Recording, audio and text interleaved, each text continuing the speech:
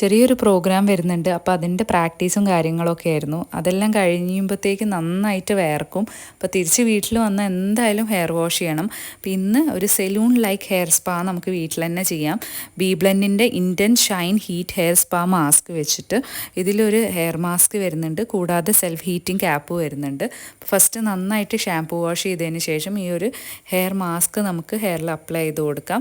Root two tip വരെ apply ചെയ്ത് കൊടുക്കുക. അതിന് ശേഷം അത് നന്നായിട്ട് കെട്ടി വെച്ചിട്ട് ഇതിൽ തന്നെ വരുന്ന സെൽഫ് ഹീറ്റിംഗ് ക്യാപ്പ് നമുക്ക് ജസ്റ്റ് ഒരു ക്യാപ്പ് പോലെ തന്നെ ഒരു ഷവർ ക്യാപ്പ് പോലെയാണ് വരുന്നത്.